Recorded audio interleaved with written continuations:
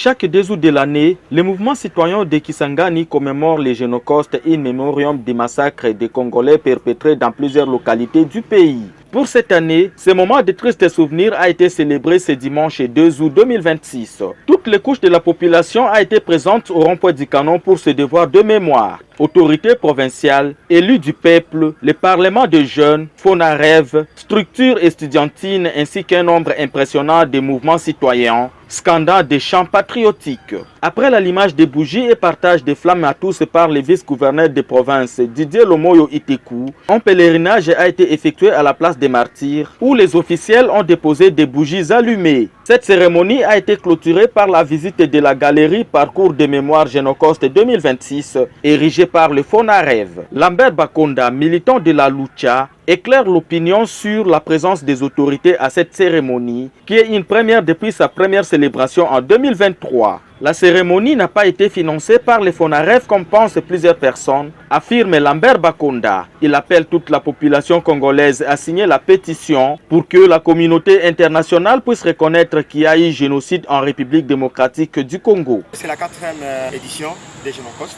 Cette fois-ci, c'était spécial parce qu'il y a eu quand même la participation de certaines institutions de la place. Entre autres, la province, l'Assemblée provinciale, il y a aussi FONAREV.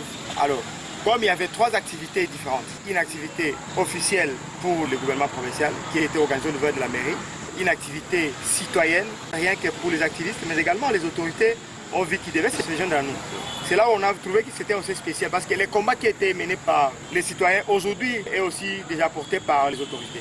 C'était déjà un pas parce que nous avons vu à la place des martyrs qui était une activité spécialement pour les mouvements citoyens, mais également les conseils provinciaux de la jeunesse qui se sont réunis pour passer ce moment de recueillement ensemble. Comme FONAREV avait déjà mis ses panneaux ici, on ne pouvait pas se limiter là-bas. Il fallait directement terminer là-bas et venir déposer les bougies parce que FONAREV aussi avait déjà mis sa place. C'est-à-dire qu'il y a eu 3 activités différentes, mais qu'on a essayé de faire une coalition pour qu'on fasse une chaîne d'activités. C'est pourquoi vous avez vu qu'il y a des autorités qui sont venues participer à l'activité des jeunes et les jeunes sont allés participer aux activités des autorités et aussi les jeunes et les autorités ont participé aux activités des FONAREV. Les décors platés au niveau de la place des martyrs, c'est l'œuvre du FONAREV. L'activité au niveau du rond-point du Canon, c'est l'œuvre des jeunes, c'est-à-dire des mouvements citoyens et les conseils provinciaux de la jeunesse. Et les étudiants, mais également, on ne peut pas oublier les étudiants. L'activité au niveau de la mairie, c'est l'œuvre de la province. Nous continuons à insister sur la question du devoir de mémoire. Qu'est-ce qui se passe? On a remarqué que ça fait longtemps qu'on ne parle plus de notre histoire. Nos aînés, nos parents, nos grands-parents devaient nous parler de l'histoire. Parce que cette histoire va nous permettre, nous aussi, de transmettre la même histoire à nos enfants. L'histoire de la guerre. On parle de Makobo là. Mais les jeunes ne savent pas où se trouve Makobo là. On parle de Kachiche. Les gens ne savent pas Kachiche c'est où. Bref, ça nous permet, nous, de comprendre d'abord l'histoire, mais également de les transmettre à la génération future. La même chose, les institutions doivent nous aider à permettre à ce que cette histoire soit transmise. C'est-à-dire la question, c'est le devoir de mémoire. Devait prendre de génération à génération, de vieux aux petits, ainsi de suite. Cette passation de flammes était symbolique mais significative.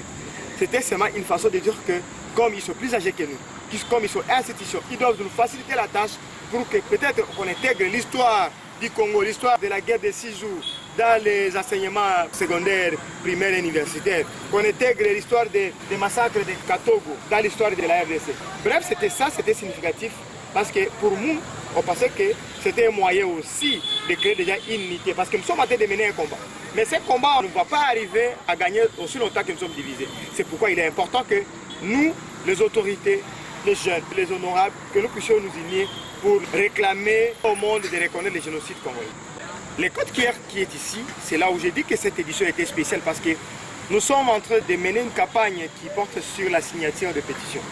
Cette signature va nous permettre, parce que dès qu'on atteint un nombre de 5 millions, que le monde puisse reconnaître les génocides congolais, comme on a reconnu les génocides de la Yougoslavie, comme on a reconnu les génocides rwandais.